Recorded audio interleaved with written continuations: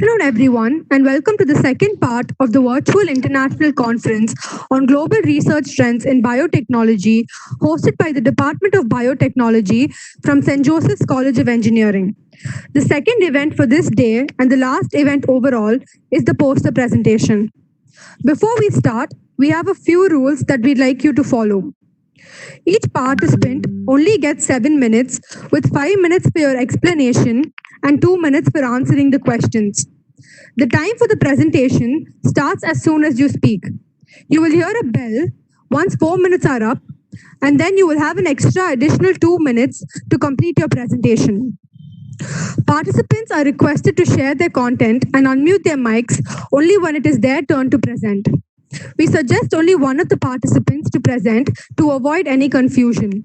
The other participant can come in to answer any questions posed to them. If you do either of those out of turn, causing disruption to another's presentation, we will have to expel you from the room. When it is your turn to present, unmute yourselves and say that it is your turn so that the host can make you the presenter. There will be 3 certificates given: first, second, and third place. Apart from this, there will also be another certificate given to the most innovative and novel poster. The winners will be announced tomorrow through email. The decision made by the chairperson will be final. Apart from this, we'd also like you to use your earphones for better quality. Now let's get into the session. Our chairperson for this event is Dr. Jeevita D. She did her bachelor's in microbiology at Bhaktavachalam College for Women and her master's in applied microbiology at MGR Janaki College for Women. She then pursued her doctorate in life sciences at Satyabama University with a dissertation on the role of picantanol embedded chitosan/poly nanoparticles against cancer cell lines and aflatoxin bi-exposed zebrafish embryos for oxidative stress and gene expression. She has published her research paper in several distinguished international journals, such as World Journal of Pharmaceutical Sciences, International Journal of Pharma and Biosciences, and Artificial Cells, Nanomedicine, and Biotechnology. She has also technically reviewed papers for journals like Current Nanoscience, British Microbiology Research Journal, and for carbohydrate polymers.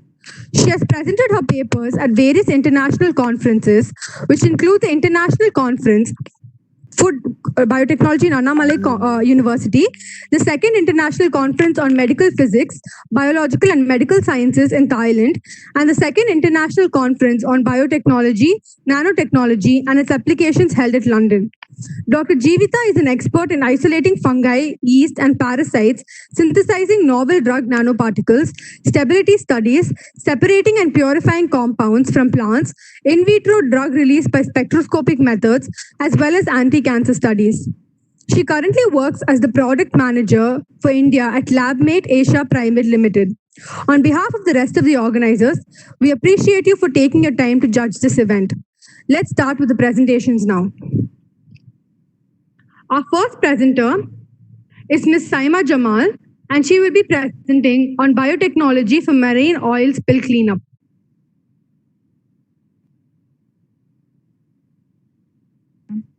Good afternoon to everyone.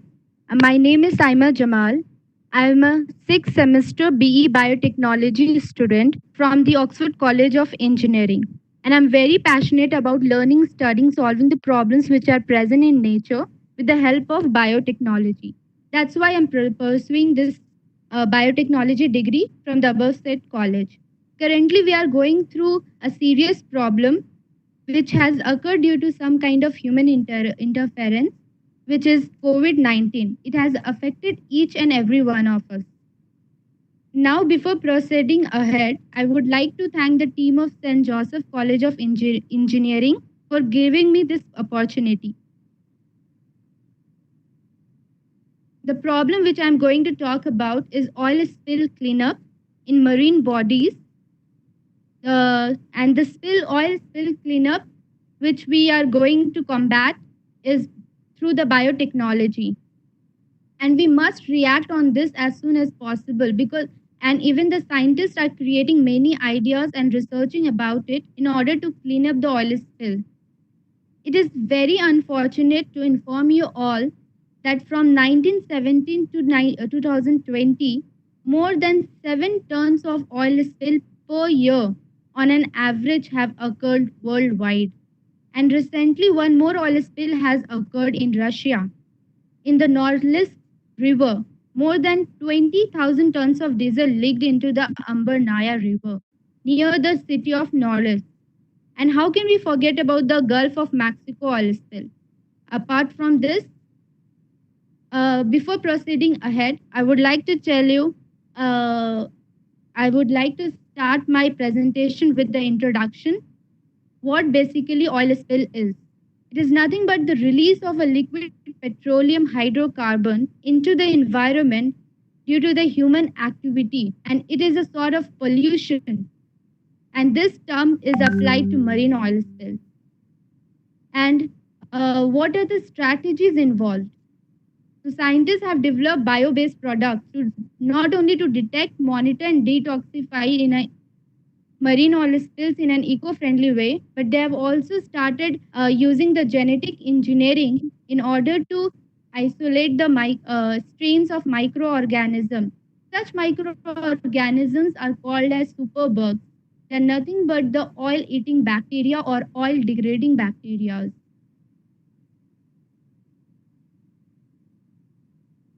So talking about the strategies, oil spills that release harmful petroleum hydrocarbon into the marine environment, they can be cleaned in several ways.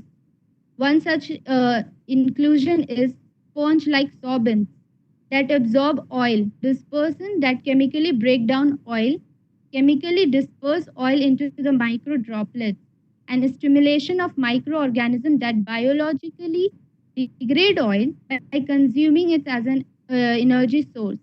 And we also know about the kill spill product, which is in the trend.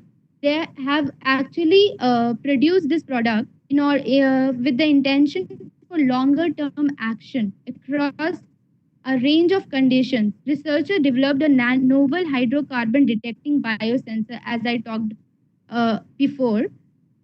This is nothing but to detect the efficiency of oil degrading bacterial communities. Even in the Gulf of Mexico oil spill cleanup, that time also the oil superbug have been used. In addition to this, biostimulation and bioaugmentation techniques developed, which can be applied to the areas of sea surfing and chronic pollution. And what are the biosurfactants which are involved in order to produce the strength? So one such examples is Pseudomonas aeruginosa, PA01, which uses the biosurfactant. One second. As you can see in the table, which has the biosurfactant rhamnolipid, it yields 2 to 3 gram per liter, and surface tension is 24 to 29 millinano per meter, and then emulsion. This table is recently been taken. Other than this, I would like to tell you about the bioremediation of oil spill. The use of microorganisms, fungi, or bacteria to decompose the pollutants into the simpler compound is called bioremediation. So microbes breaking down different substances into the water, carbon dioxide, and other compounds. The primary goal of bioremediation is to create an optimal environment for the microbes to degrade pollutants. Bioremediation is a cost-effective alternative.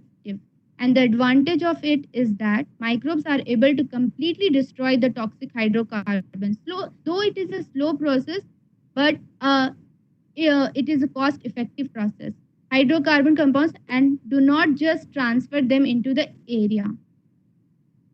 And talking about superbug, so one such example is Pseudomonas putida, which have been first created to degrade oil in 1970, when Chakraborty and co-workers reported the development of a new strain of bacteria by transfer of plasmid, which could utilize the toxic organic chemicals like octane, hexane, naphthalene, etc. And what about terminologies which I have used in the presentation? So one such terminology is surfactant. What surfactant is? Surfactant is nothing but the compound that lower the surface tension between the two liquids. And it can act as a detergent, wetting agent, emulsifier, etc. It, you can refer this term as surface active agent also. One such example for surfactant is soap. So here I talked about biosurfactant. What biosurfactant is? It's nothing but the microbial surfactants. They are the amphiphilic compounds produced in the living surface, mostly on microbial cell surface. Example for biosurfactant is Pseudomonas aeruginosa, Bacillus subtilis, and many more. So I would like to end my presentation and by giving few consequences, environmental consequences which have been occurred due to the oil spill. The beaches, marshlands, and fragile aquatic ecosystems. Then birds, it has affected birds very severely because birds eat fishes and fishes which are and the aquatic life organisms Saima? which are living in the bottom. Yes, ma'am. Yeah, you've exceeded the time. Can you wrap it up quickly in 10 Yes, seconds? only Yeah. yes, ma'am. Yes, ma'am. In seconds. Okay. So aquatic, it has affected the aquatic organisms very badly, such as birds, fishes, wildlife, marine animals, and even the wildlife habitat and breeding grounds and birds have been affected very severely. And yeah, that's it. I'll end up my presentation. Any question you can ask. Thank you so much. New Year? Is it your Yes. name is Shalma, right? Saima Jamal. Yes. Shaima. Okay. Thank you for your presentation. I just have few questions, and you have presented in oil spilling, right? So, what is the Yes. novel of this work? What is the novel of this? Ma'am, as we know, if oil spill occurs in any, mostly it occurs due to the human interference or which is accidentally. So what it does is it severely affects the marine bodies, aquatic lives, and whatever the birds or animals which eats or depends on the aquatic animals like fishes and all, they get affected because fishes and all, they are all covered with the diesel and crude oil. So we have to think about it and we have to react on this, and we have to we have to think about taking up a very effective research or measures in order to clean up. And that is why I've studied one article where they have started using the human hairs, and they made it as a absorbent actually. And whatever the oils are there, they get absorbed in the hairs. In that way, you can think of such measures. So, this presentation is based upon your review, right? You have not done any research. No, ma'am, I have not done. Okay, like what kind of other methods you can do for a cleaning up your oil spill? One such method is using microbes, and other we can use uh,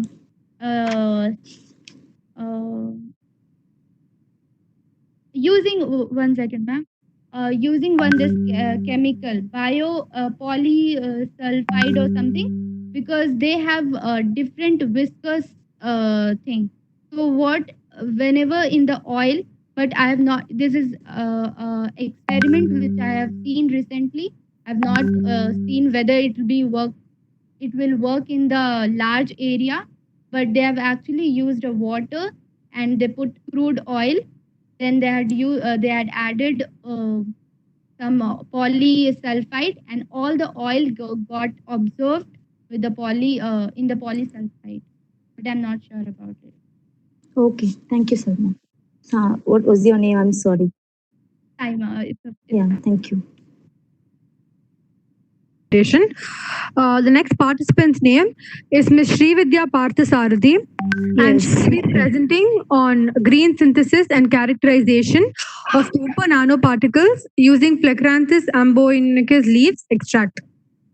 Good afternoon. I'm Srividya Parthasarathi. I'm a third year student doing my BTech in biotechnology at SRM Institute of Science and Technology. I would like to really convey my heartfelt thanks to St. Joseph College for giving me this wonderful opportunity to present my poster. So basically, I have performed this project under my guide in my college. That is, her name is Dr. M. Pandima Devi. Here in this project, I have green synthesized the copper nanoparticle by using a plant called as Plectranthus ambonicus. It is called as Mexican mint generally, and it is the mother of all the herbs, and it has many medicinal properties also. It provides traditional remedy for fever, cough, cold, asthma, migraines, and also skin problems. We have analyzed the synthesized particle by observing the color change from light green to dark green by 24 hours.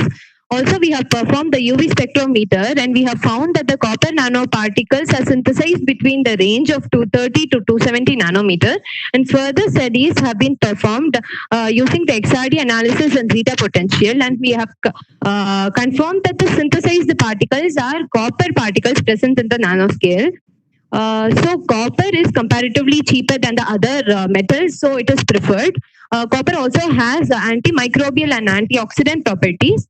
Generally, there are three methods for synthesizing nanoparticles, which is physical, chemical, and biological. But of the three methods, biological method is preferred because it is non-toxic, it is simple, it is a very rapid process that it takes only 24 hours to produce stable nanoparticles, and this method is also eco-friendly. So there are two objectives for this project. The first one is the preparation and the synthesis of the copper nanoparticle by the green synthesis method. And next objective is the characterization of the synthesized copper nanoparticle from the plant extract, that is Plectranthus ambonicus. So let's go to the methodology now. So first, I took 25 grams of Plectranthus ambonicus and washed them, and then cut them finely and properly, and then boiled them in 100 ml of distilled water.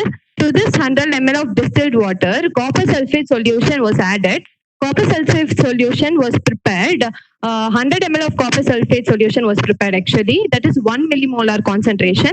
And to this 100 ml of copper sulfate solution, 20 ml of the prepared leaf extract was added.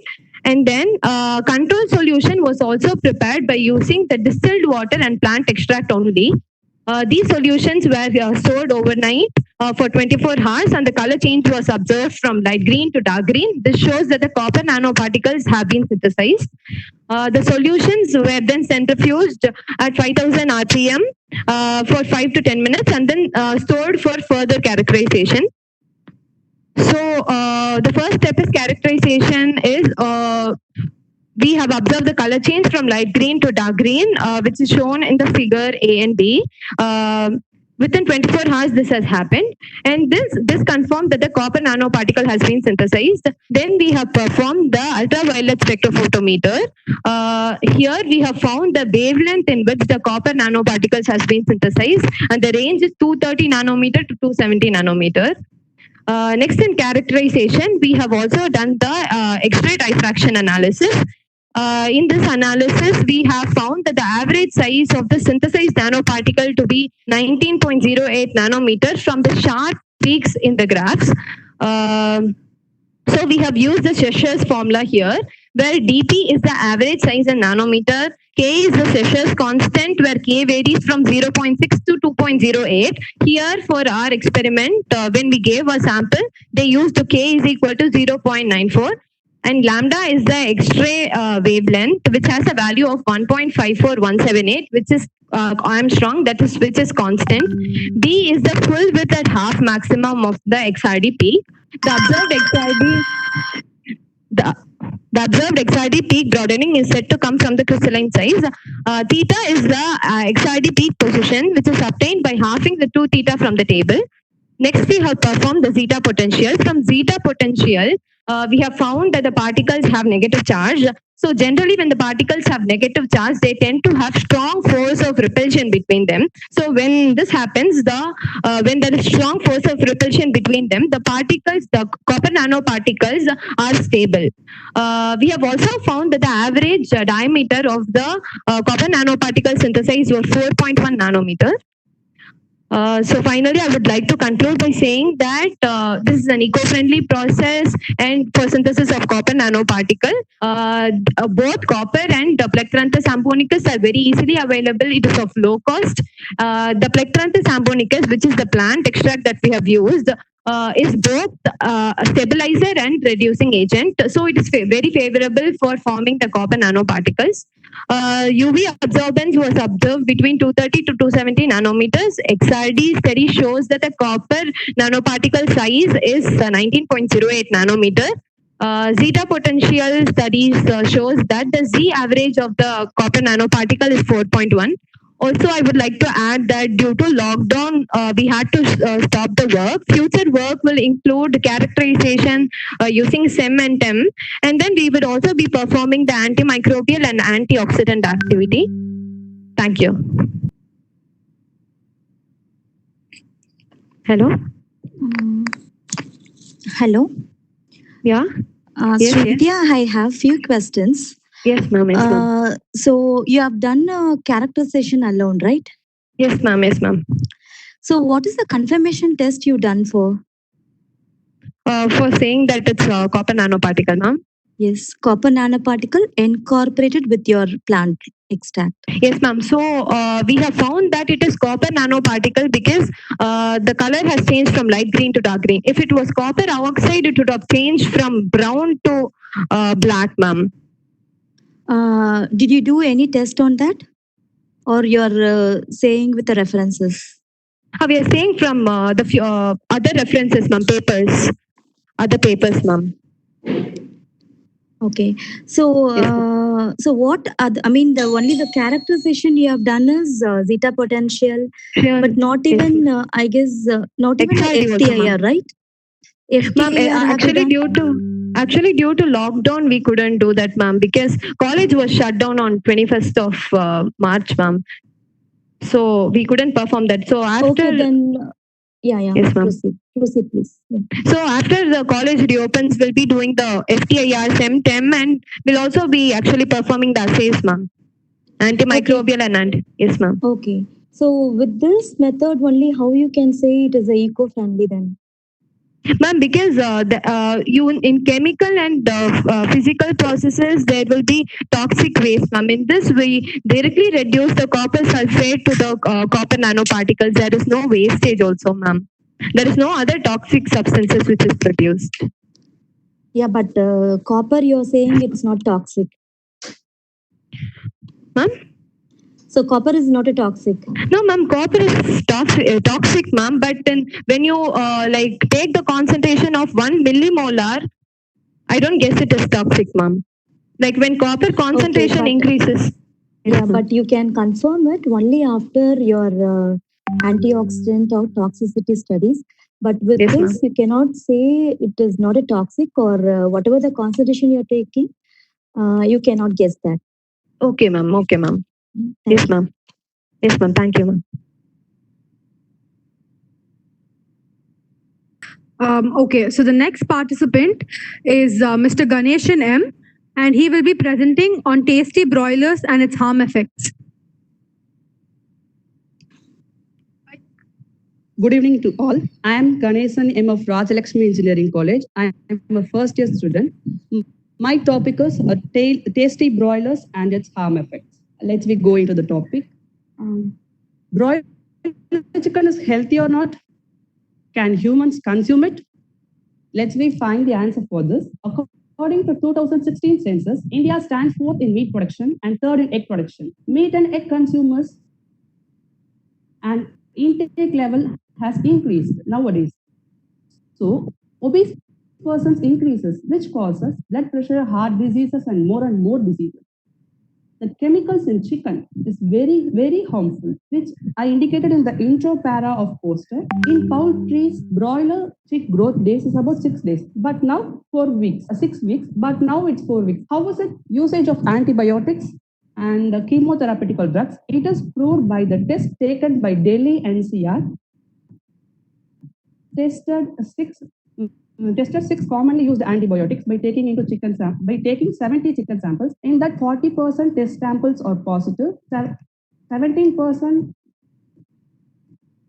or samples has more than one antibiotics. The government should take measures to ban the use of antibiotics in poultry. Many countries already banned due to the harm effects, which you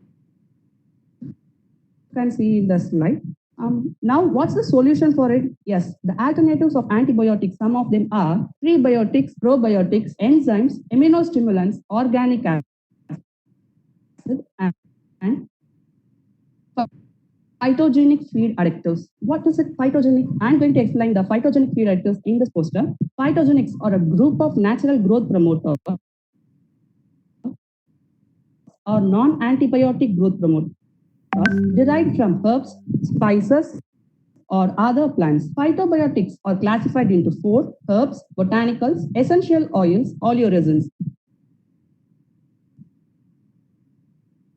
You know the terms herbs and botanicals. Essential oil, what is it? Essential oil is an hydrodistilled extract of volatile plant compounds. Oleoresins or extracts based on non-aqueous solvents. PFA has great antimicrobial resistance, especially coccidiostatic infection resistance by use of mushroom, Tremella fusiformis, and herb Astragalus membranaceus in immunostimulatory effects. Gut-associated lymphoid tissue GALT plays a key role in digestive immunity in farm animals by use of allicin from garlic because they activate both immunities. Reduction of ammonia emission by decreasing wet litter problems. So, usage of PFA is one of the solution. We have to do more research on this problem. Since it is a base level research, if we clear this problem, we can free from many diseases. Other solutions are consuming pure breed variety chicks and seafood. And it's very sad thing that very low researches are made in this problem. So I conclude here that unsung topic is not bore. It needs a borewell to study about that. Thank you, ma'am. Ma'am? Hello, Ganesan. Ma'am, can you hear me? Yeah. And Yes, ma'am. so is this the work done by you? No, ma'am. I collected this information from research paper. Okay. So it is kind of a which work, like a review or what? So what is this diagram about? I'm interested in this. These diagrams are examples of antimicrobial and antioxidants, and also what is the difference between phytogenics and antibiotic usage? What's the advantage, disadvantages? And these graphs are outcomes of the results when they research. FCR, feed conversion ratio. Feed conversion ratio means if we give 1 kg feed, they will give 1 kg meat. It's feed conversion ratio. It resulted well. So that graph all are that. Okay, because it's not clear. So maybe you can tell me, is there a difference for a probiotic also? No, ma'am. I studied only about phytobiotics. I didn't take into that topic. Okay, so what is the conclusion of this? Conclusion of this, the poultry farmers didn't know about the phytobiotics nowadays. They should create awareness among them, the usage of phytobiotics, and also antibiotics should be banned strictly That is the conclusion, ma'am. And more research work should be done in this topic particularly. More are going on the stem cells, gene therapy, genetic engineering. But this is a base research. But if we clear this, many diseases will be cleared. Okay. Okay, fine. But the presentation is not too much clear because of the background, I guess. But I could see result you have mentioned. What is it?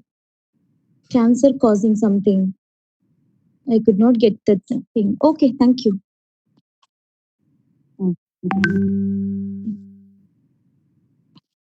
Okay, the next participant is Mr. Vasanta Raja A, and he will be presenting on wound healing effects of silver nanoparticle from Tridax procumbus leaf extracts on Pangaseous hypothalamus. Good evening all. Myself Vasanta Raja.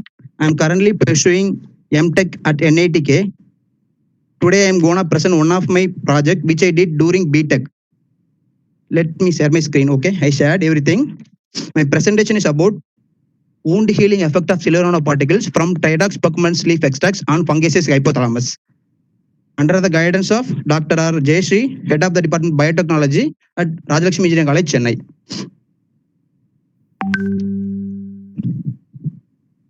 Okay.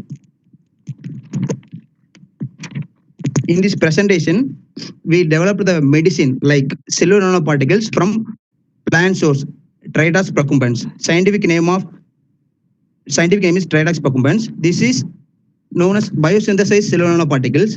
This biosynthesized silver nanoparticles to treat against wound on the skin of fish. We used in this study Pangaseous hypothalamus. This fish common name is catfish, normal cat shark fish. Okay, you can see the image here. This is the Tridax procumbens leaf, and then you can see the Pangaseous hypothalamus, the fish image here. Our objective of this study is biosynthesis of silver nanoparticles using the Tridax procumbens leaf extract, then characterization of silver nanoparticles. Then our third objective is synthesis silver nanoparticle tested on that fish, that Pangaseous hypothalamus fish. Then in this project, we involved the materials like first material is dried product, Tridax procumbens leaf. We have to dry a leaf at least 15 days. Then we have to make it at a powder. Okay. Then silver nitrate. Silver nitrate will convert Ag plus to Ag0 form. It's like silver nitrate to silver nanoparticles. Okay. Then we use the instrument called punch biopsy. Punch biopsy is used to like create a wound. Artificial wound we are creating in the fish. That's why we used punch biopsy. I will explain later. Then 4 fish tanks we are used for treating, for testing that our silver nanoparticles. Okay. The steps involved again preparation of leaf extract. We have, like I already told, we have to dry that dry leaf. Like I weighed 1 gram. Like we have to soak it into water like 1 hour. Then after that we have to filter using Whatman filter paper. Then leaf extract is ready. Then preparation of silver nanoparticle. You can see the picture here. Plant extract plus silver nitrate. It will give silver nanoparticle. Okay, that is 1:10 ratio. 1 gram in 10 ml of silver nitrate. It will give silver nanoparticle. Then further step is tested on fish. Like we have done 2 things: manual measurement of wound size. Okay, then histopathology study also we did steps. Okay, then experimental design. Okay, we brought a Pangaseous hypothalamus aquarium near Porur, like healthy fishes. Like we taken 4 tanks, 4 fish tanks. Okay, 4 fish tanks are separated into 4 groups. One is control tank. Control group of tanks means the wounded fish without any drug. That is control fish tank. Then second is silver nitrate. Silver nitrate tank means silver nitrate plus that wounded fish. All tank contains 10 liters of water. First tank is control tank without any drug. Second tank is with silver nitrate plus wounded fish. Third tank is only the plant extract plus that wounded fish. Fourth tank is silver nanoparticles of Tridax procumbens plus that wounded fish. 4 different tanks. Okay, then you can see the result and discussion here. This image shows how the silver nanoparticle formation. You can see the color change from yellowish green to dark brown. Within 15 minutes it will change. Like you can see the color change from yellowish green, then light brown, then dark brown. Okay. then you can, this is the nanometer of the UV spectral images 445 nanometer showing the result. Then SEM image is 70 nanometer size is showing the result. Then this is the manual measurement of by me. This is, you can see the wound size initial day 1.77 centimeter cube. This is the wound made like cylindrical shape. That's why I used centimeter cube. Volume of that cylinder by our square gauge. Initial day you can see the control tank fish wound size, silver nitrate wound size, Tritos Pocumens wound size is reducing. You can see the like last line of this table 0.14 centimeter cube from 1.77 to 0.14. The wound is size reduced. You can see the healing response how is increasing. Wound size indirectly proportional to the healing response. Okay, you can see the like 4 images here, 6 images.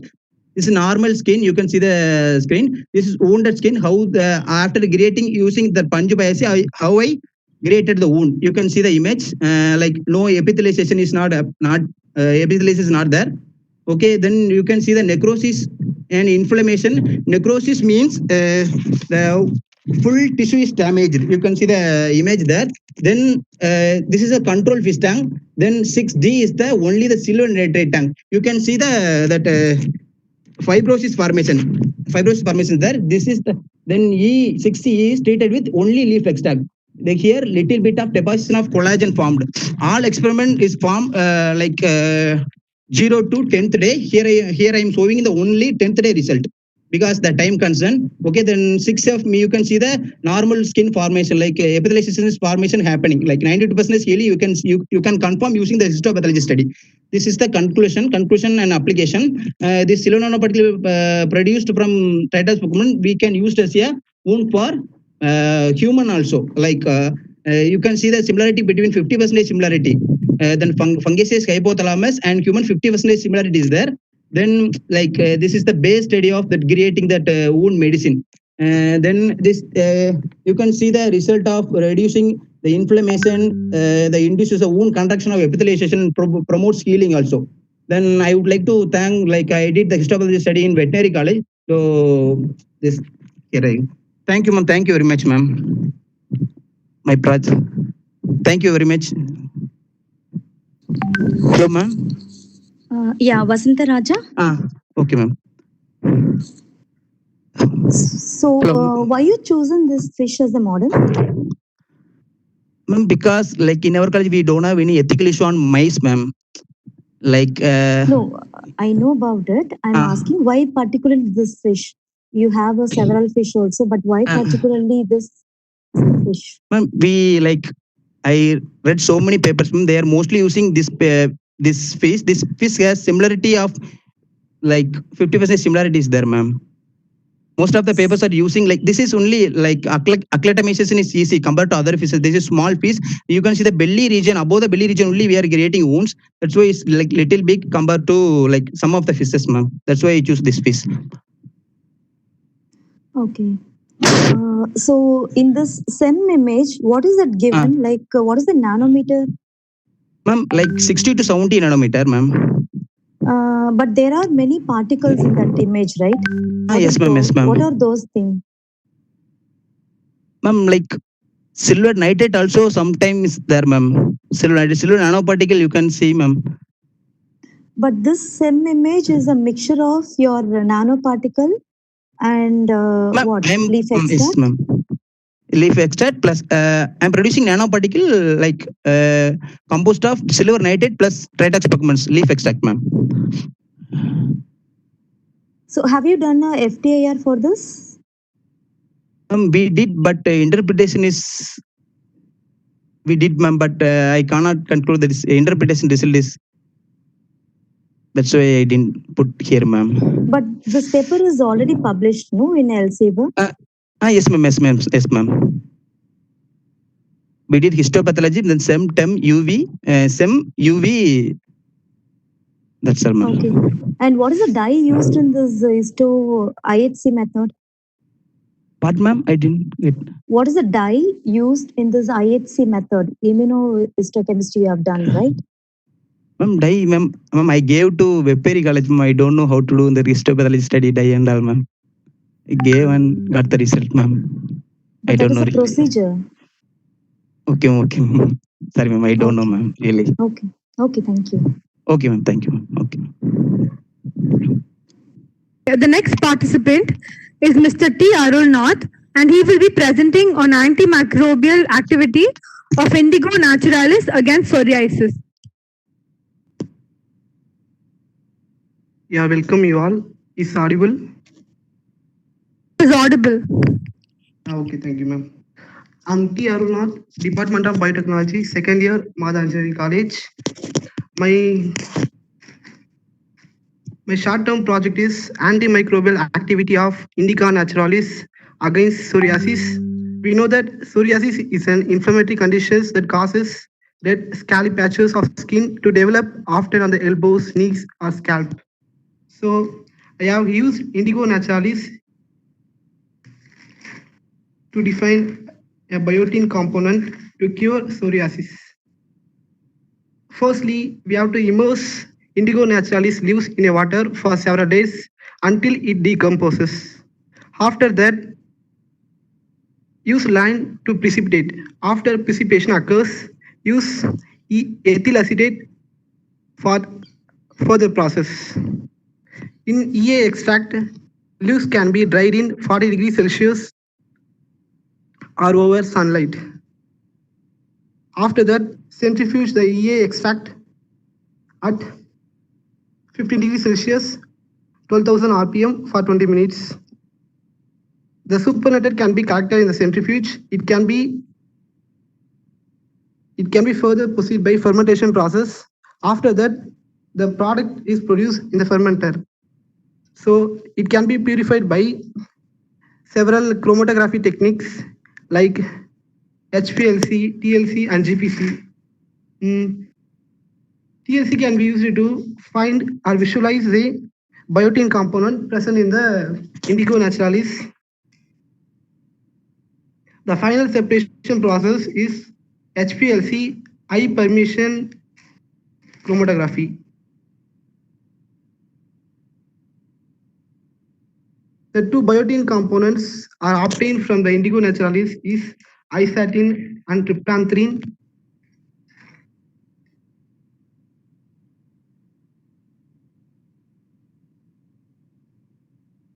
It can be done by agar diffusion method. In agar diffusion method, tester strains were cultivated in 60 ml medium in 250 ml Edelin Meyer flask, shaking the flask over 180 RPM. After that, the growth is determined and can be determined under OD at 660 nanometer. We are collecting a sample from the psoriasis patient, and it can be using swab. It can be used in assays, agar diffusion method. Microtiter plate assay can be used to determine the inhibitory concentration of the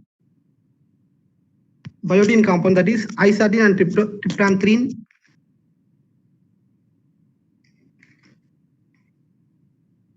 The value obtained is 240 nanometer for isatin and 250 nanometer for tryptanthrene.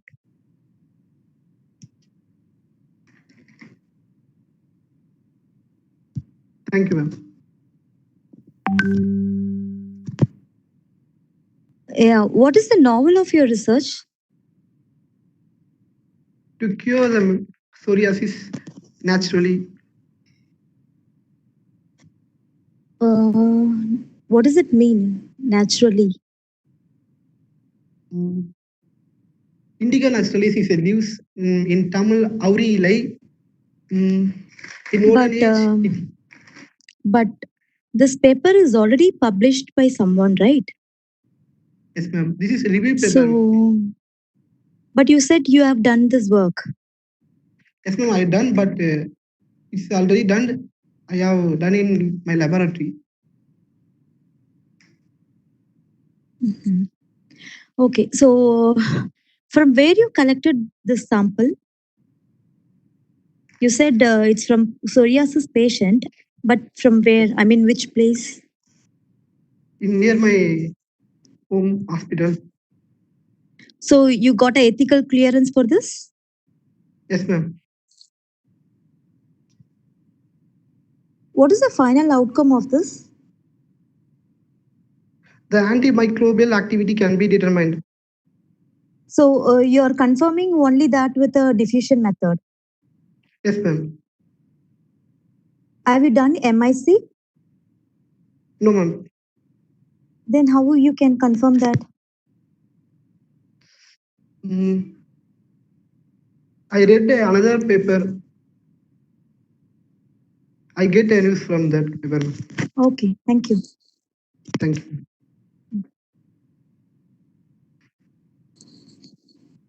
Ma'am, we'll go to the next participant. Yeah. The next participant is a team of two. It is Miss Aishwarya A and Mr. A Aditya Raj, and they will be presenting on 28 novel viruses found in 15,000 years old ice core. Good evening to everyone. I'm Aishwarya. Me and my partner Aditya Raj have done a review poster based on the topic of 28 novel viruses found in 15,000-year-old ice. And a group of researchers in 1992 have collected an ice core sample from a Tibetan glacier named as Gulia. And then also in 2015, another group of researchers from Ohio State University have collected another ice core sample from the same glacier, which was dated as the 15,000 years old ice. And they found out some microbes present in the ice sample, but the isolation of microbes is difficult in the ice due to the surface contamination and environmental contamination. So it was done in a cold and clean room. The results shown that there were 33 viral populations present in the ice, and 28 are unknown, which is new to our modern science. And surface decontamination is a procedure which is like a pre-procedure. It used to clean the outer layer of the ice. It used to clean the it's used to decontaminate the ice. So the study of microbes, I already have saying that it is quite hard due to the ultra low biomass condition. This procedure is used for isolating a microbes using a ultra clean microbial and viral sampling, which is done in a cold and clean room. The ice was collected from the camp was 50.8 meter in length and in 10 centimeter diameter, which was transported to Brit Polar Climate Research Center at Ohio State University, where it is stored at minus 34 degrees Celsius and transferred to 5 degrees Celsius overnight. This process takes place to prevent the fluctuation of the ice core during the decontamination process. And the surface decontamination process takes place in 3 steps, which was shown in this figure. You could see in this A figure, this is the ice, and the topmost layer, 0.5 centimeter, was removed using a bandsaw, and then the middle layer removed using 95% ethanol, same 0.5 centimeter, and another 0.5 centimeter was removed using distilled water. And then we move on to the methodology for that.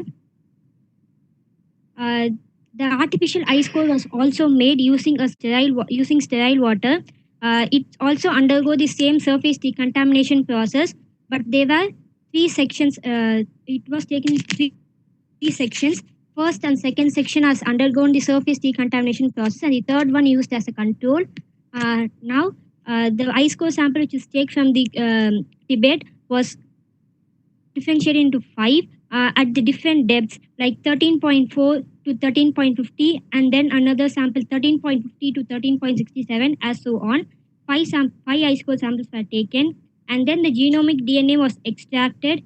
The isolation of DNA using nested PCR and real-time qPCR has been done. Nested PCR is used to find out the lambda DNA, and the real-time PCR used to isolate the bacterial and viral DNA. The isolation of DNA undergoes in silico comparative studies using BLAST to find out the is that this virus is already known or not. And the results shown that there were 86% of viral population present in the sample was unknown. unknown, and then the 12% is already known. Why these ice core samples have been taken? For what? For what? These ice core samples will normally take for the normally used for the these ice core samples were normally used to know the climatic changes happened how the climate was in before. Not just here, even in Antarctica and Arctic, the ice core samples have taken 2.7 million years ago. Ice sample was pulled out from the Antarctica, and they found out that the atmospheric CO2 level is lower than what we have now, and how it can affect us. Due to global warming, ice glaciers are melting. Earth's temperature is raised to 1 degree Celsius. It can affect people. It can not just affect people. It can also affect other living things in the earth by water scarcity, drought. These ice not just the sea level rise when the ice caps are melted, but also new diseases can affect humans. We are already in a pandemic. We are already in a global pandemic. COVID-19 is a big issue now. This is not just the end of a and just not just the end. It's just the beginning of a new thing. There are many other viruses are present in the ice core, which are waiting to which are waiting to come to our world. And then the conclusion: we cannot stop the melting of ice because planet Earth is unstable. 2.6 million years ago, our Earth was covered with ice, which was known as the Ice Age. But now everything is different. There are different seasons, different climates all over the world. We can't stop global warming in a day, and we can't stop the melting of ice. Due to global warming, the ice is the ice melting is so faster than before. But we could find some vaccines or medicine for these viruses, which could prevent us from a global pandemic like COVID-19. Thank you. Hello. Hello. In your methodology, you have mentioned the genomic DNA is extracted. From where it is extracted? From the ice. From the ice, the genomic DNA is extracted. Yeah, Are you sure? They have found the microbes in the ice, and they have extracted the DNA from it. Okay, what is the purpose of this in silico comparative studies using BLASTIN? It's used to is that the DNA which is found out is already present or not? It's already known or not? Okay. So in the conclusion, you have mentioned 2.6 million years before. So from where you taken this statistic? We know that the Ice Age was 2.6 million years before. I mean, you know, means like from where you have taken, like you have given 4 references. I guess, sorry, it's 3. But from where you have taken from these 3? I have taken it from another paper. I didn't mention here. Okay, thank you. Our next participant is Ms. Shankari K, and she will be presenting on immunotherapeutic challenges of cancer.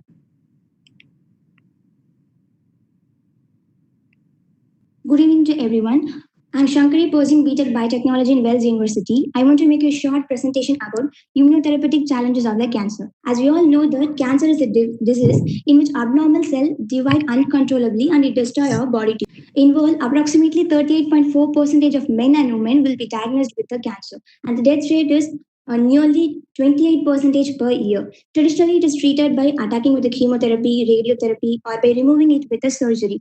But it can cause a damage to a normal cell also. To overcome these problems, immunotherapy is evolved. Immunotherapy won't attack the cancer cell directly, but instead it stimulates or boosts up the immune system to recognize and attack the cancer cells. It was first introduced by Rosenberg in USA. It is effectively used to treat the cancer which developing in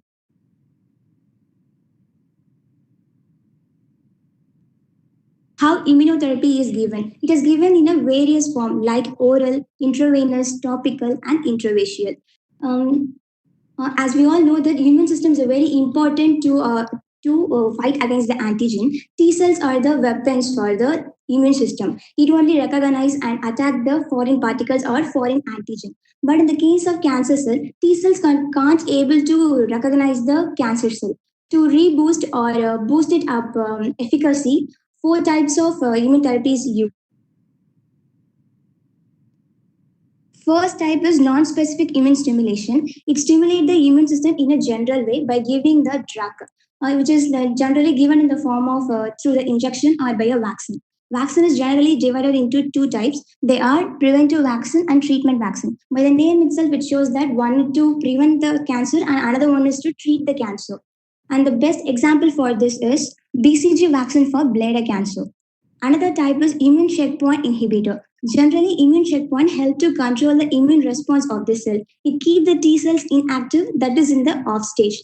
Cancer cell make use of these checkpoint and inactivate the T cells. In this case, immune checkpoint inhibitor drug are given to the patient to block the checkpoint and it will activate the T cell and it kill the cancer cell. And another type is adaptive cell transfer, which is also known as CAR T cell therapy. In this therapy, blood is taken from the patient and modified in the laboratory by inserting the gene. This gene make the T cells effective or it increases the efficacy of the T cells to work against the cancer cell. These modified T cells are known as CAR T cells, that is chimeric antigen protein. These CAR T cells are multiplied to the millions of copies in the laboratory and re-injected into the patient, which then it will attack the cancer cell in the in vivo condition. Last type is monoclonal antibodies. In this type, monoclonal antibodies are generally produced in the laboratory to attack or bind with a specific antigen. In this case, it is specifically produced to bind with the antigen or the protein present over the surface of the cancer cell. It bind with them and it block off the signals which is essential for their growth, or it bring the cancer cells or it bring the T cells closer to the cancer cell. Immunotherapy can cause side effects, but it depends upon the time of the cancer. But it depends upon the type of the cancer and type of the treatment they undergone. Some of the side effects are abdominal pain, pain in the joints, skin rashes, and flu symptoms. Flu symptoms like chill, fever, diarrhea, like that. Some of the future prospects are combination of different types of immunotherapy, development of vaccine for the particular patient by analyzing their condition.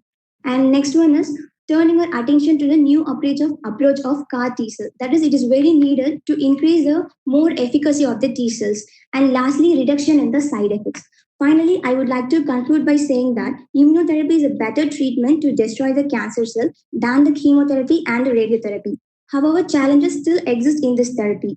Researchers are going on to eliminate the disadvantages and to cure many types of the cancer in the future. Thank you, ma'am. Yeah. Shankari, can you repeat what is CAR T? Sorry, ma'am, it is CAR T cell therapy. What is that? Ma'am, it is like collecting the blood from the patient and no, what is the T CAR cells. T? What is CAR T? Explanation, ma'am. Yeah. Or expand form. Yeah. Expand form chimeric antigen protein, ma'am. With gene inserted into the T cell to make it more effective, ma'am, to work against the cancer. So you're saying like this is the effective method for a cancer? Yes, ma'am, because it won't attack the normal cells when compared to other methods. So there is no any disadvantage with this method? Yes, ma'am, it's there, but side effects, it depends upon the condition of the patient, a particular patient. You were talking about the monoclonal antibody also, right? Yes, ma'am. So what is about like, can you explain that little? Yes, ma'am. Generally, we use the monoclonal antibodies to bind with a specific antigen. In this case, we use to bind with the antigen which present in the outer surface of the cancer cell. It bind to that and it totally cut off the signal which is essential for their growth, or it bring the T cells nearer to the cancer cell so it can easily recognize them and it can destroy the cancer cell, ma'am. So is it not equal to a therapeutic one? No, ma'am, not like that, but only via drugs, but not like other therapies. In like radiotherapy, directly attacking, but it's not directly attacking. It's just stimulating the immune system against the cancer, like in a natural way. But we're giving the drug. That's it. Okay, and about T cell. So Yes, ma'am. once again, challenges of cancer. Okay, so when a patient acquire a cancer, you saying like T cells will get high or low? Ma'am, T cells can't able to recognize the cancer cell, ma'am, because it like What immune about the population of the T cells in the cancer patients? can same like normal patients, ma'am, but they can't recognize it. We just count is all same, ma'am. We just modifying it. Okay, okay, thank you. Thank you, ma'am. The next presenter is Miss Mary Nancy Flora, and she will be presenting on bio nano composite for antimicrobial activity. Good evening to all, respected judges and organizers. I am Nancy, Assistant Professor of Chemical Engineering, Aruna Engineering College. I take this opportunity to present this paper on the presentation on the topic called Bio-nano composite for antimicrobial activity, a novel and green synthesis approach. My aim of this work is to mainly synthesize a bio-nano composite in a green route without any harsh chemicals. And I have done a microbial activity which would be useful to apply in a biomedical fields, where I have used neem leaves, aloe vera gel, and neem oil as a natural key ingredients to enhance the property of my bio-nano composite. All these materials I have collected from my college campus itself. Moving to the experimental part, which I have zoomed here. I have taken a 20 ml of neem extract. With this, I have added 80 ml of 1 millimolar zinc sulfate, stirred for 24 hours at 37 degrees Celsius, and zinc oxide nano composite was formed. To this, I have done a fabrication technique where I fabricated it by adding 1 gram of aloe vera gel and dispersed for 2 to 3 hours. To this, a 0.5 ml of Twin 80 and 0.5 ml neem oil was added, and a precipitate was obtained and kept it for overnight, and zinc oxide bio-nano composite was formed and stored it for further use to test for my antimicrobial activity. For the first time, I have reported this zinc oxide bio-nano composite. And for the characterization part, in the screen I have you can see a black color, that is my zinc oxide bio-nano composite. For the characterization part, I have done FTIR test, SEM, IDEX, XRD. FTIR confirmed the functional groups present in the zinc oxide bio-nano composite, and SEM shows, in the picture shows a hollow cavity, confirmed the binding of neem oil strongly to the zinc oxide bio-nano composite. This confirms the zinc oxide bio-nano composite binding, and XRD depicted the particle size to 18 nanometer to 34 nanometer, and this is how a zinc oxide nano composite was determined. And coming to the mechanism part, how actually antimicrobial activity was done is, secondary metabolites present in the neem, aloe vera gel and neem oil are very good, have very good property with antimicrobial, antiseptic, anti-inflammatory and all such property. So I have chosen all these, and in this main secondary metabolites in neem leaves are, which is shown here, are quercetin, beta-sorbitol, emolden, nimbin, and polyphenolic compounds which have good antibiotic properties, and lectin, which is a natural polymer, helped in the fabrication of aloe vera gel, and nimbin, which is present in the neem oil, are the main reason for antimicrobial activity. And the chemical interaction, which is seen in the graphical abstract, between zinc oxide bio-nano composite and microbial cell are responsible for killing the microbes. And moving to the antimicrobial activity, which is seen in the graphical extract. I have chosen two types of strains, that is E. coli and A. niger. Antimicrobial property was performed by common method, which is a very important method called agar plate method, where we see a zone of inhibition here in the agar plate method. Where a highest zone of inhibition was obtained for A. niger, which was reported as 15 mm with less concentration of Visodino-BZ, whereas lowest concentration of Visodino-I of 11 mm with same concentration was reported. And antimicrobial activity showed good results with A. niger than E. coli for my zinc oxide bionanocomposite. These were tested both with zinc oxide bionanocomposite, that is, I have compared for zinc oxide bionanocomposite and nanoparticles. I obtained a good result for zinc oxide bionanocomposite, which is shown in the table here.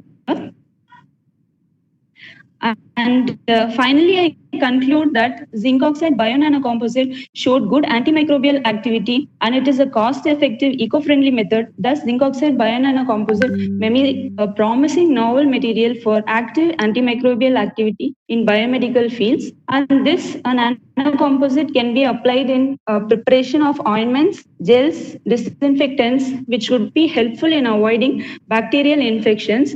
Which also can be used in this current pandemic situation in the field of, for the upcoming scientists in the field of pharmaceutical fields also.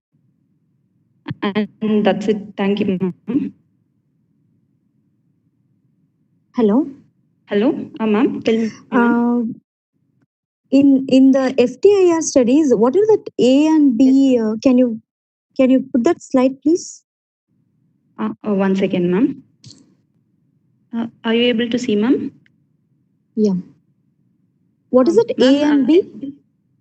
Yes, ma'am. A is the nanoparticle, ma'am, zinc oxide nanoparticle, and B is zinc oxide biocomposite, ma'am. I have tested for both. That is white color powder, which is seen in the graphical abstract, is nanoparticle, and that after that I have been fabricated to black color powder. That black color powder is B, ma'am. So what is a peak which denominates B? Like it is a mixture of all, right? Yes, ma'am, mixture of everything, aloe vera, neem leaf, and neem oil. What is a peak? Which peak, ma'am? Yeah, there will be a shift at 1400, ma'am, for bionanocomposite, and that confirms that it is binded properly with aloe vera. That is, it is fabricated properly with aloe vera gel and neem oil. So that 1400 is there with both, like even in zinc, yes, as well as the. Is it? Okay. Yes, ma'am. Both it is. Yes, ma'am. This is my one of my PhD research project, ma'am. Okay. So what is the control you used in this plate method? Control is nanoparticles, ma'am. White color powder is the control, and comparing it with the bionanocomposite, that is the black color powder. The nanoparticle means like what? Nanoparticle I have produced with neem extract, ma'am. Then it is also having an antiviral, antifungal, antibacterial effect, right? Yes, ma'am. It is also having. From the literature survey, other people have done normal activity, but not with not like I have done with the nanocomposites. But for the first time, I have reported this and have got a good zone of inhibitions, ma'am, for fungi than bacteria. But how can you compare already having effective like antibacterial and other effect compound with your composite? Not exactly with their method I have done, ma'am. I have taken my own method for production of zinc oxide nanoparticle, and I have tested separately for agar plate method, ma'am. Okay, because you have taken the idea, but the compositions are different, entirely different. I have got zone of inhibitions for my prepared zinc oxide particles. Okay, even a I zinc didn't compare oxide with is them, ma'am. I separately prepared it and taken the test, ma'am. okay. So even the zinc oxide, as well the neem, as well the aloe vera gel, these all having effects, right? So how can you Yes, sure ma'am. this work is a novel one? Yes, ma'am, but separately, when you see there will zone of inhibitions, when you compare, it will be very less when you take alone, ma'am. Like if you take only neem extract, if you take only separate, it will be zone of inhibitions will differ, ma'am. Did you But compare for it? my composite, yes, ma'am, I have compared, ma'am. It is in the table. I mean, not separately. I didn't do, ma'am. Only for neem extract, I have compared it, and it is in the Yeah, table. because you have to do separate also. Maybe if you go going for a further research, you can, because then only you should know which one is having a more effect when you are combining all three also, right? Okay, ma'am. Yeah, Okay, ma'am. thank you. Okay, thank you, ma'am. We'll go to the next participant. It is Miss Shweta NG, and she will be presenting on eradication of mosquitoes in our surroundings.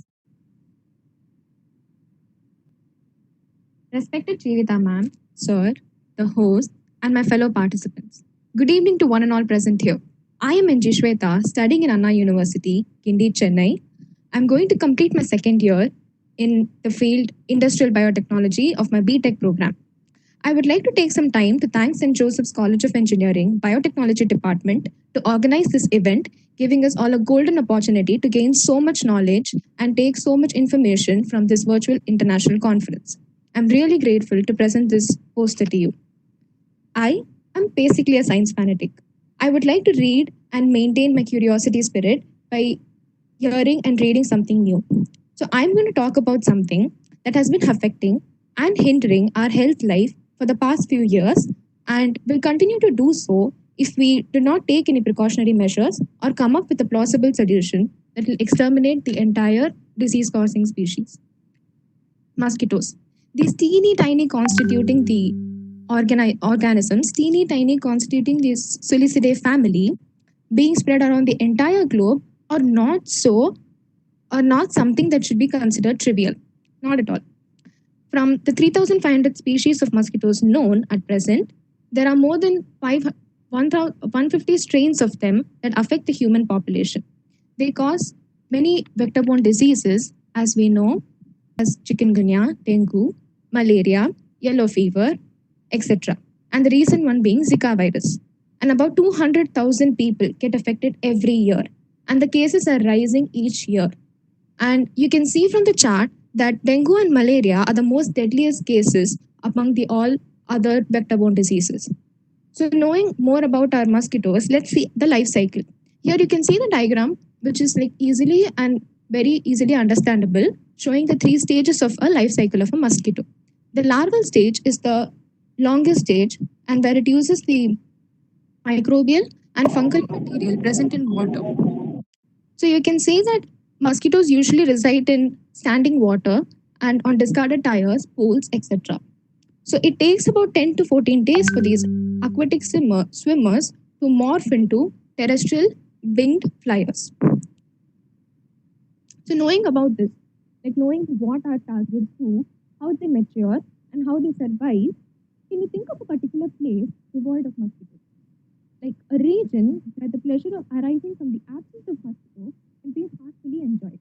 Yes, Eastern Pacific, where there's not a single mosquito found. So let us see the reasons why.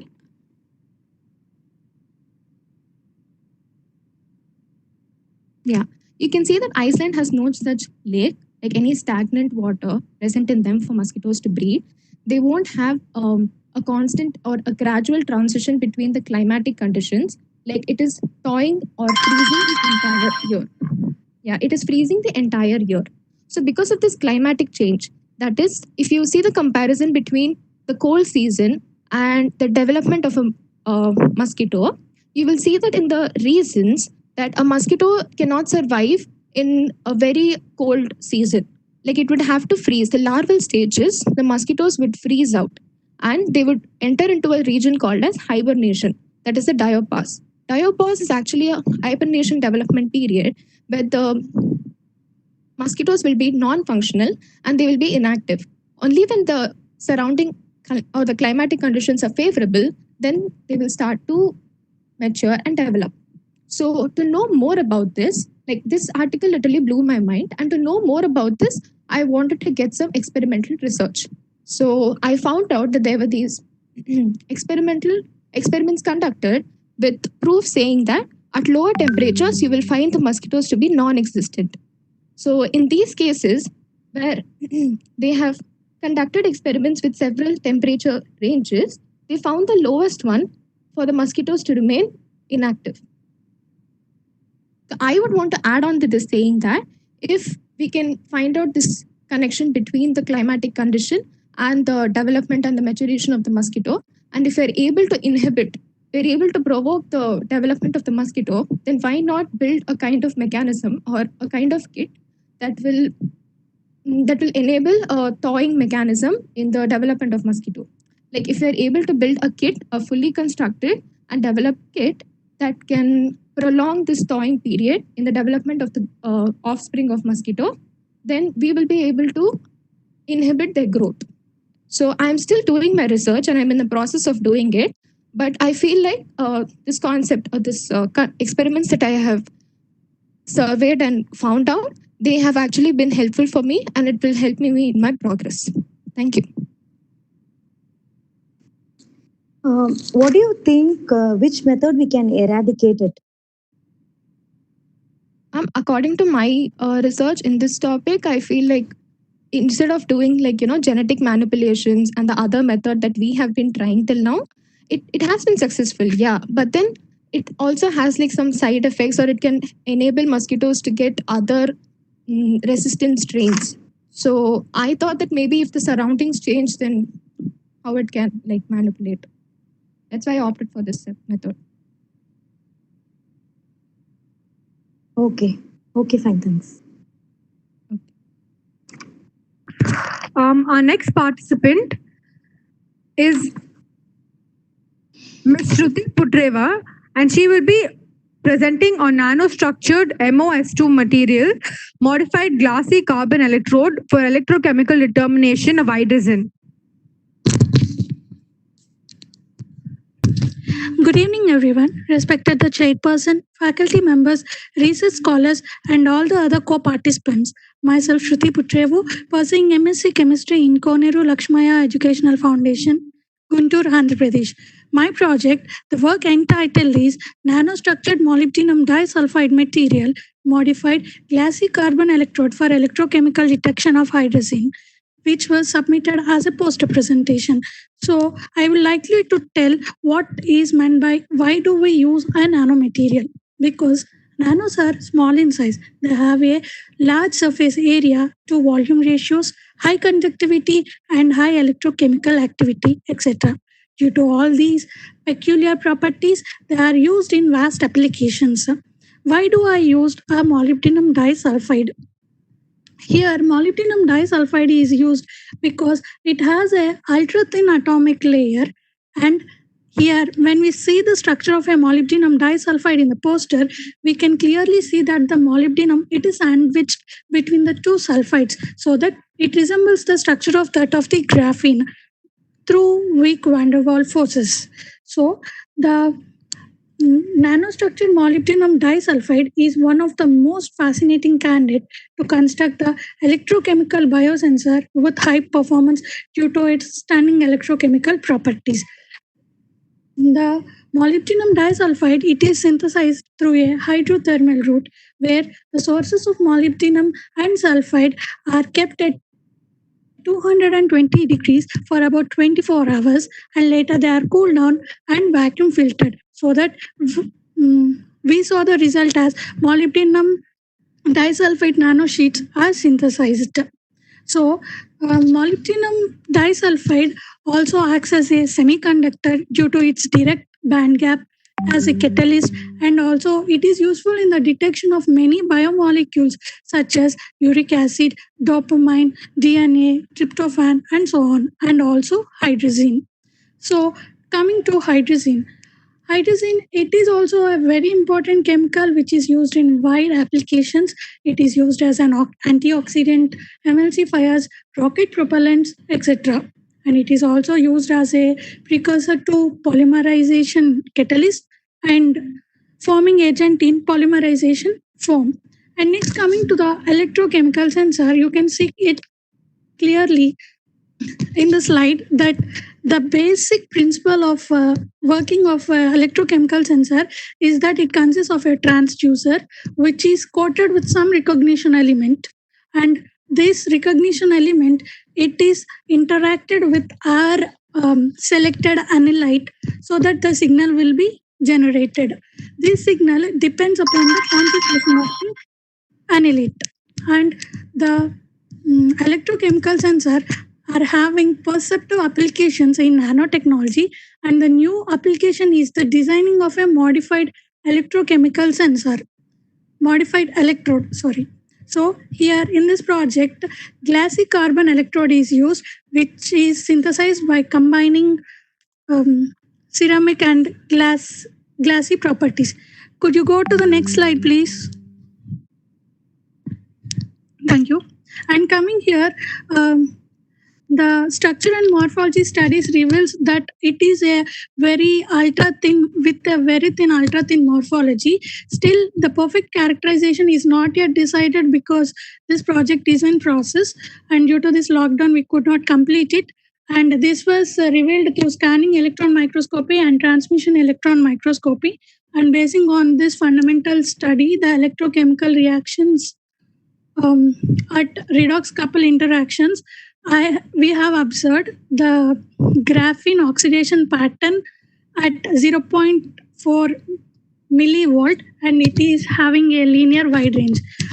So I would like to include that it still this process is project is under process, so the stability interference and real sample analysis are under process. I would like to conclude by thanking my guide, Dr. M. Shankarao sir, for guiding me and supporting me all the time, and also the organizing members and St. Joseph College of Engineering, Chennai. Thank you so much. Hello. Hello. Did you use any surfactant along with your molybdenum disulfide with hydrazine? Or without any surfactant you have used? No, ma'am, there is no surfactant. This is the only sensor platform we have used. Okay, so in this transmission electron microscopy, what is that structure? Can you explain that? Those are like nano sheet structures, ma'am. It has revealed that it is a sheet-like structure. So that I have mentioned it is like a nano sheet. But yet the perfect characterization is not yet revealed because it is under process. What is the first picture and the second picture?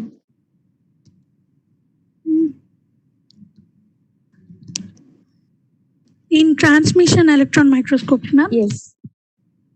Ma'am, it's just a zoom in and zoom out pictures, ma'am. Those both are same, but we have just zoomed a little part of it. That's all. So the same with the scanning electron microscopy also? No, ma'am, they are quite different from each other. But I was not there when it is physically characterized due to this lockdown. So this was given by my guide. So I do not know it correctly. Okay, thank you. Thank you.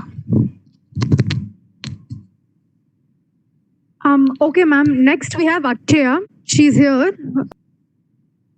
Good evening. I'm NTHF from the Department of Nutrition Dietetics, Sita. Now I'm going to explain the application of particle in biomedicine. Before going to I'm just explain about a nanoparticle. Particle is a small particle that ranges between 1 to 100 nanometer in size. Undetectable by the human eye, nanoparticle can exhibit significantly different and chemical properties to their larger material components. The definition by the Commission states that the particles of size of at least half particle in the number size distribution must be 100 nanometer or below.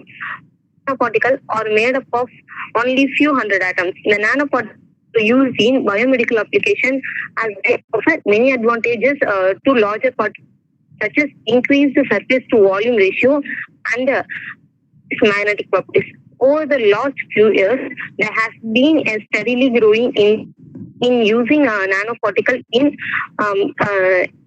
biomedical applications such as targeted drug delivery, hypothermia, phototherapy, bioimaging, and biosensors. See the below of the poster. I just find that, and the nanoparticles were studied because of their size-dependent physical and properties. Now they have entered into commercial period. Nanoparticle can be divided into organic nanoparticle, inorganic nanoparticle, carbon-based nanoparticle.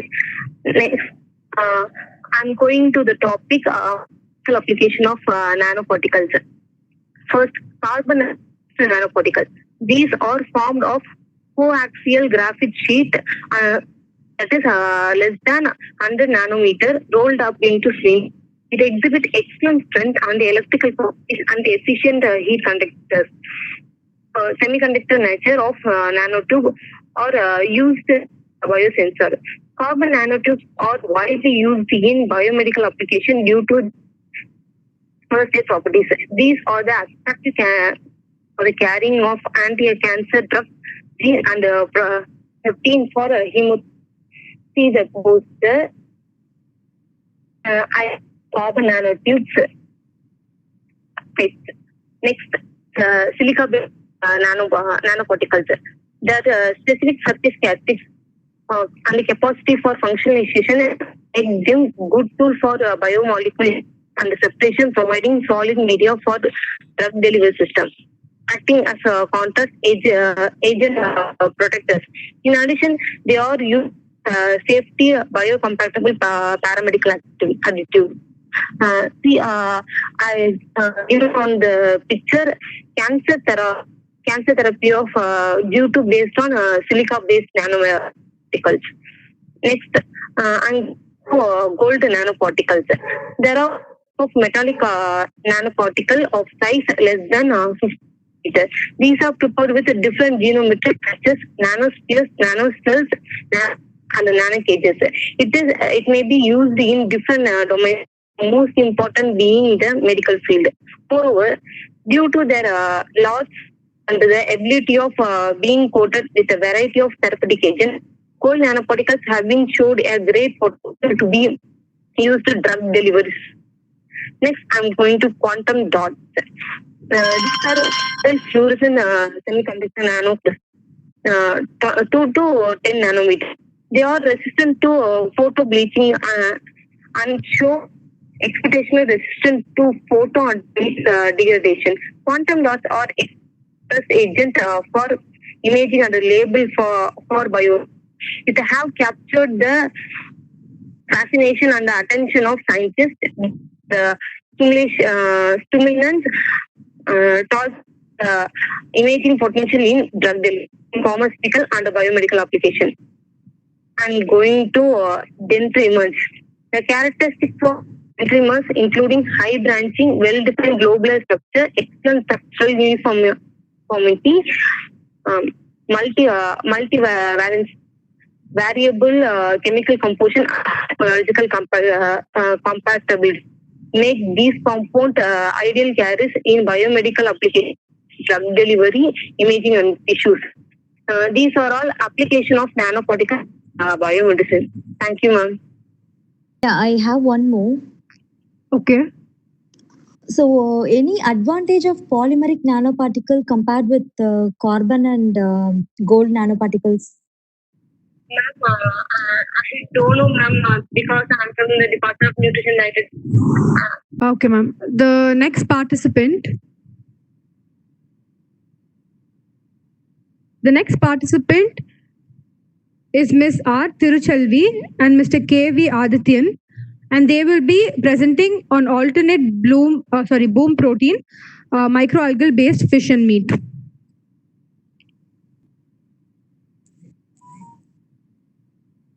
This is KV Adityan studying third year biotechnology in Wales University, ma'am. I'm going to talk about alternative protein boom macroalgae based fission. This abstract is about the protein content in macroalgae, which is based under the fish and meat. Currently, the macroalgae are also used in the production of fish and meat. Mainly, green macroalgae and brown macroalgae are used due to high protein content. It possesses high advantages in protein, and it absorbs CO2 from the environment, and it is also eco-friendly, and it is also animal welfare associated. There are three processes in extraction. There are three processes in extraction of macroalgae protein: physical process, ultrasound assisted extraction, and enrichment method.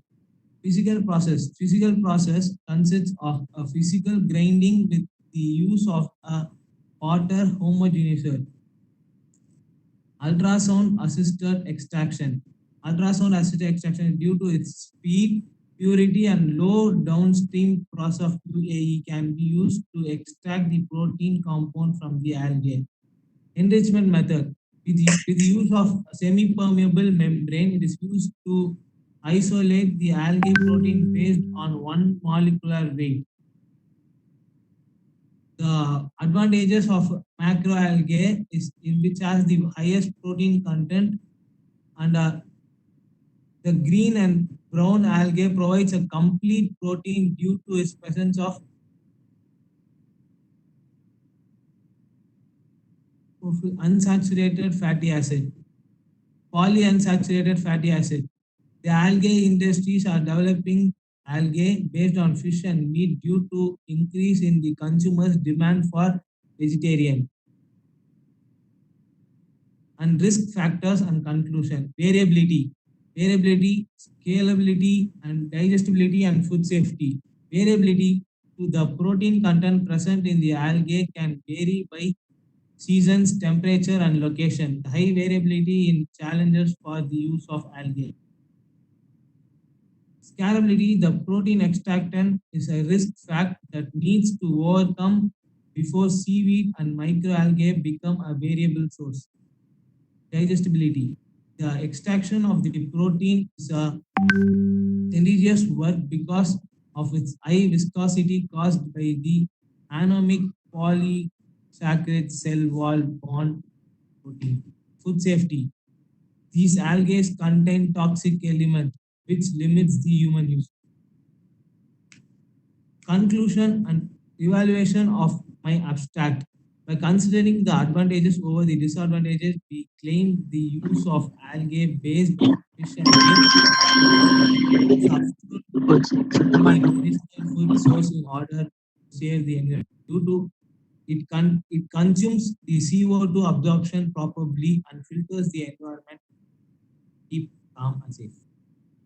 Ma'am? Having only one question. So what would be the disadvantage of using this macroalgae? The location and the temperature changes, ma'am, so that the macroalgae couldn't have the proper growth or the proper total protein content, a complete protein content. So the variability may be the risk factor or the disadvantage. So there would be a risk factor for using this macroalgae also, right? Yes, ma'am. So what is your conclusion then? Ma'am, the investment in fish and meat are less, ma'am, in macroalgae. So the macroalgae is present in everywhere, ma'am. So the macroalgae consumes CO2 and makes a eco-friendly environment, ma'am. So we can have the use of macroalgae based fish and meat. Okay, thank you. Thank you, ma'am. The next participant is Ms. Srinidhi KS, Ms. Saranya Shri S, and Mr. Gopinath L. And they will be presenting on formulation of paper from agricultural waste. Greetings to the respected jury, fellow participants, and the audience. I am Saranyashri from Rajalakshmi Engineering College, and I'm here on behalf of my team to present our research. In this 21st century, the major problem is overexploitation of natural resources.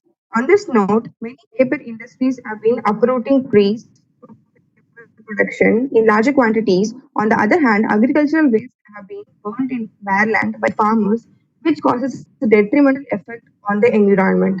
It is estimated that about 998 million tons of agricultural waste are produced yearly.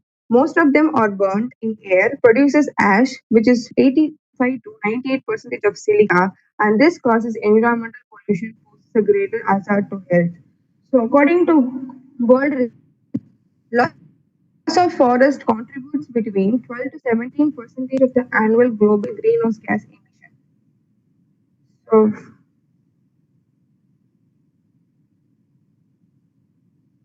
coming to the part why agricultural waste for paper production.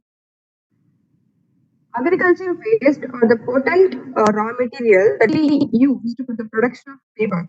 So, agricultural waste like husk, pollen leaves, etc., have high cellulose and fiber content that facilitate the formation of good quality of pulp, which in turn leads to the production of high quality of paper. So, raw material part. So, we've used agricultural waste like straw, millet husk. Processing of the agricultural waste, sodium hydroxide and gelatin are used. So coming to the methodology, 250 ml of 12 to 15 percentage concentration of sodium hydroxide solution were prepared and 100 grams of the sample were soaked into it. Then the mixture was boiled for 30 minutes at 60 degrees Celsius and the mixture was allowed to cool in open air. The cooled mixture was drained of the sodium hydroxide using water to remove the trace amount of sodium hydroxide. Then the pulp was blended to make it feasible for making paper from it. So the pulp is poured into another vessel where gelatin is added, which is a surfacing agent, and soaked for an hour. So pulp was then poured into a sheet format where water drained off and the pulp fiber got accumulated on the top. Then the fiber is removed. Then the cloth is removed from the sheet former where the pulp fiber accumulates on the cloth as a thin film and the cloth is allowed to dry. So after 28 hours, a thin film got dried and it was removed from the cloth. So, and discussion part, figure 2 and figure 3 shows the product obtained from processing of agricultural waste, and these are the product that we've obtained. So far we have done 2 tests and biodegradability test and absorbency test. Figure 4 shows the results of biodegradability test where the paper turned into a suspended spongy-like material, and we have undergone absorbency test, which results that we have carried out using liquids of different densities. So, coming to the conclusion part, through our idea, we can able to conclude that a production of paper from agricultural waste would be an alternative method of producing paper. Since it is eco-friendly, this agricultural waste can be used as a raw material for production of paper instead of wood logs. So these are the reference that we've taken into consideration, and yeah, we express our oblique regards to our teachers of the Department of Biotechnology, Rajalakshmi Engineering College, and our peers for their continuous support and assistance. We would like to extend our gratitude to St. Joseph's College of Engineering for giving us such an opportunity to share our research work. So thank you. Over to questions. Is this a review paper? No, this is a research paper. Is it a reference paper? I'm research paper. Research paper published now. Okay, so I mean which you have done. Yes, we've done this. Okay, so how firm is the paper quality with this method? Firm, yeah, we tested that absorbency test where our paper's quality is somewhat similar to the A4 sheets quality. We are working on into it to get the quality of both the paper in equal form. What is the biodegradability?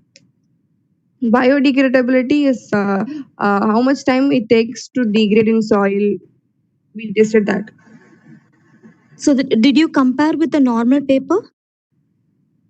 No, not yet, ma'am. So what is the test? The process is Only still. with the absorbance and biodegradable. Yeah, till now we've done with that only, ma'am. Okay, with that you cannot conclude a paper quality, right? Ma'am, we visually compared it, so the process is still under process, ma'am. Okay. Okay, fine. Thank you. Thank you, ma'am. Next participant is Mr. Logesh J, and he will be presenting on nanoparticles in viral therapy. Good evening, ma'am. I am Logesh studying biotech in Vistas. I would like to give a short presentation on review by nanoparticles in viral therapy. In this presentation, I am going to discuss about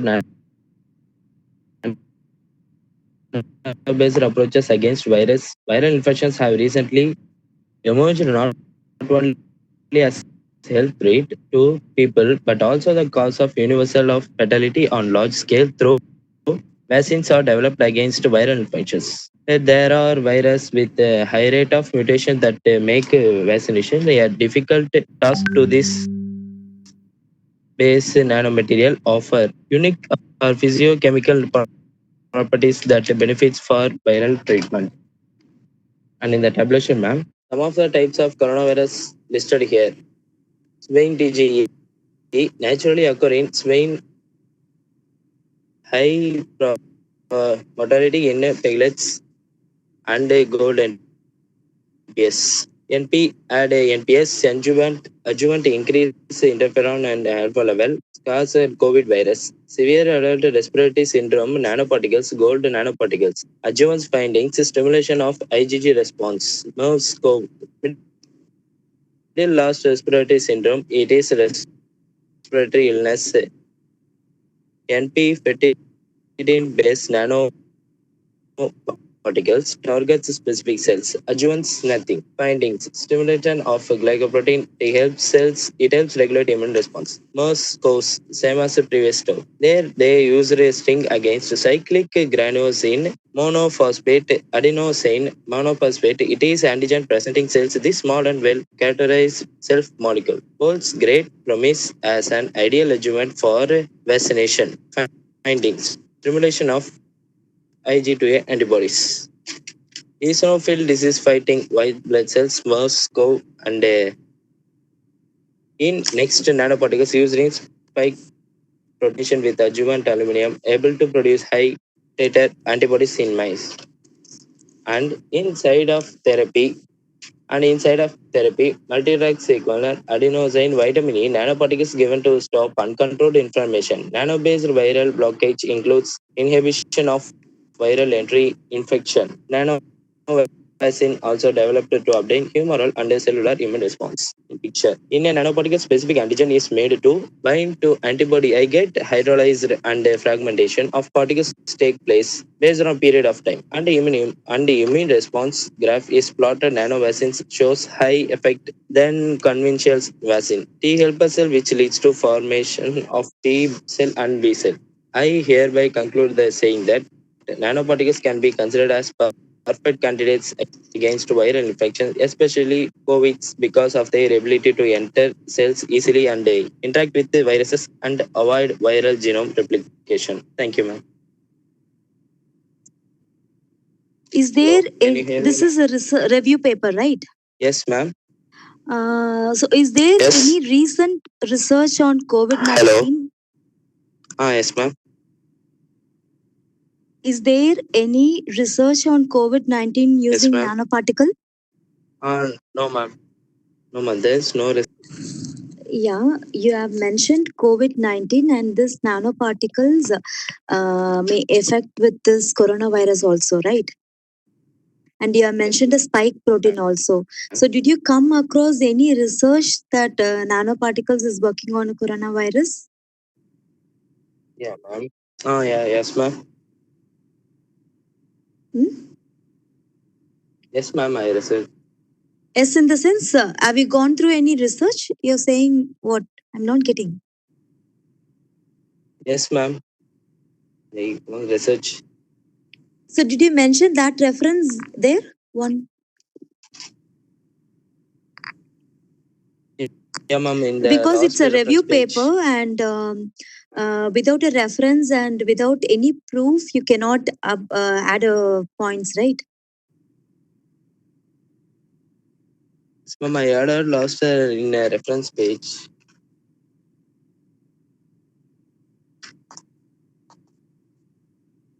Oh, Okay. Thank you, Lokesh. thank you. Ma'am, shall we move on to the next participant? Yeah. Okay, the last participant is Miss Lakshya N, and she will be presenting on genetics of human drug response on atorvastatin, a cholesterol lowering agent. Hi friends, hi ma'am. This is Lakshya from Rajalakshmi Engineering College, Biotech first year. The poster which I made is based on the topic genetics of human drug response on atorvastatin, a cholesterol lowering drug. My topic itself explains what is meant by atorvastatin. It belongs to the group of drug known as statin. Statin is discovered by Akira Endo in 1971. It works by reducing the cholesterol made by the liver. Uptake of statin is also linked to lower risk of heart disease and stroke, but mostly they are called as cholesterol lowering drugs. Simvastatin, lovastatin, fluvastatin, provastatin are also the member of statin drug family. Common function of these statins are HMG coenzyme A reductase inhibitors that prevents the first enzymatic step of de novo cholesterol synthesis, as well as increases the LDL catabolisms. Provastatin is also being studied in the treatment of cancer. It may also make tumor cells more sensitive to anti-cancer drug. Fluvastatin, a sodium salt of synthetic lipid lowering agent with potential anti-neoplastic activity, and molecular formula is C24H26FN06. Atorvastatin, a common inhibitor of 3-hydroxy-3-methyl-glyceride coenzyme A reductase. This enzyme catalyzes the conversion of HMG coenzyme A reductase to mevalonate, an early and rate limiting step in the cholesterol biosynthesis. Before that, let's see what is meant by cholesterol. A waxy fat like substance that found in all the cell in our body. It is produced by liver and transported by lipoproteins. Actually, these are of two types, LDL and HDL. Low density lipoproteins which transport cholesterol throughout the body, and it is also called bad cholesterol. HDL, high density lipoprotein, removes the excess cholesterol and carries it back to the liver and called as good cholesterol. After the conversion of HMG coenzyme A to malonate, the inhibition of the enzyme decreases the cholesterol synthesis and leading to the increase in LDL reuptake by the liver and lowering LDL cholesterol into the bloodstream. Let's see how atorvastatin responds towards